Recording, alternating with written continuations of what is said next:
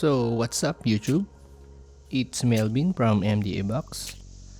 Another video, of course, another unboxing, overview, review of new product.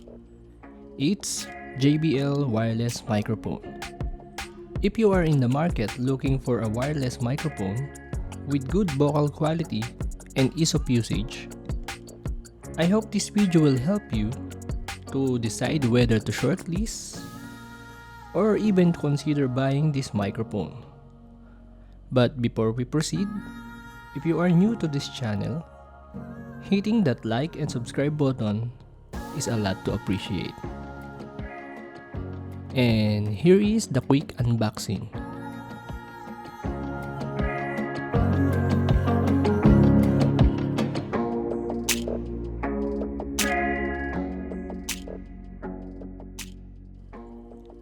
It comes with quick start guide written in different languages, a safety instructions and warranty card with product registration that may vary depending on your country.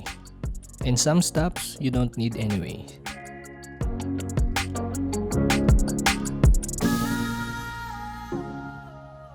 It also comes with a very short USB-A to Type-C cable to charge the receiver.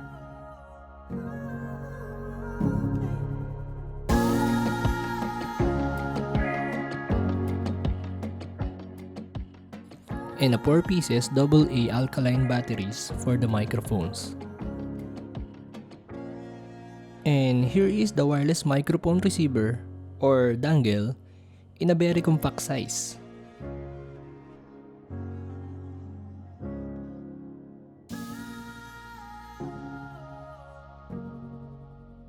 And of course, our two wireless microphones. Let's check the build quality. The mic itself has a solid top metal grill, a plastic body materials with a JBL logo, and some rubber feet at the bottom.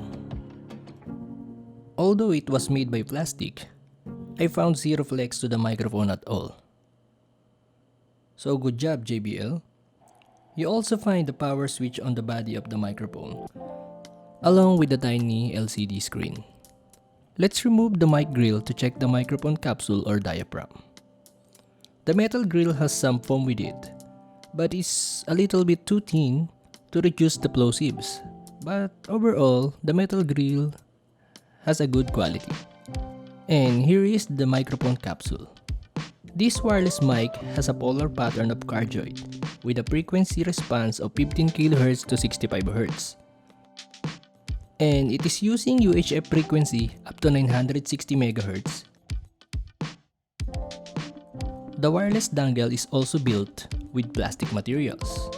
It has 1000 mAh of rechargeable built-in battery and a 6 hours of battery life, charging time of around 2 hours.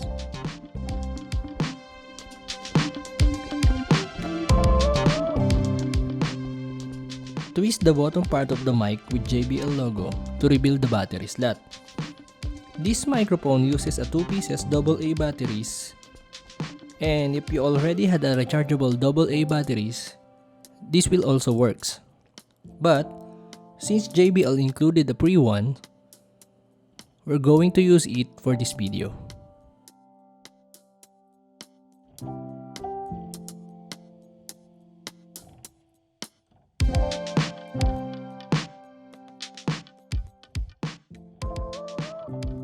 And by the way, if you are wondering how the microphone weighs,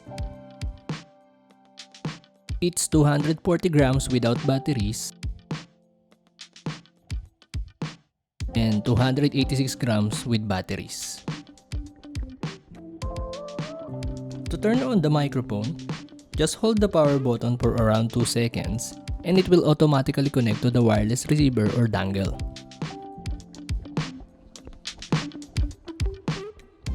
And it will also automatically set the frequency channels for both microphones.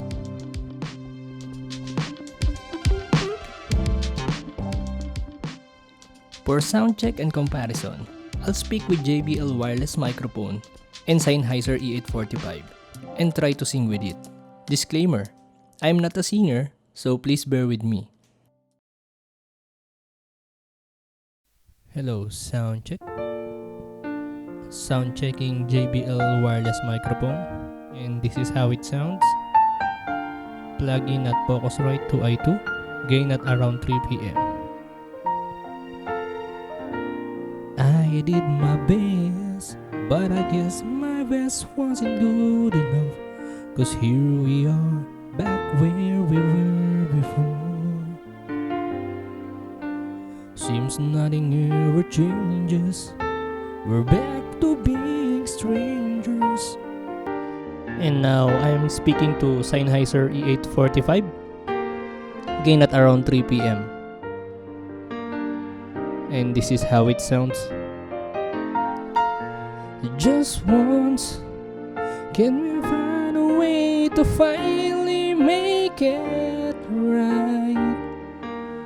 Make the magic last for more than just one night. And now I'm back again at Sennheiser E845, and this is how it sounds compared to JBL wireless microphone.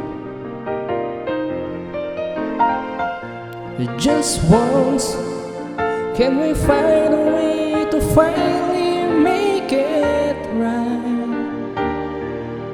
To make the magic last for more than just one night. I know we could break through it if we could just get through it just once. And I'm back at JBL. Why it always comes back to goodbye? Why can we get ourselves ahead and admit to one another we're no good without each other?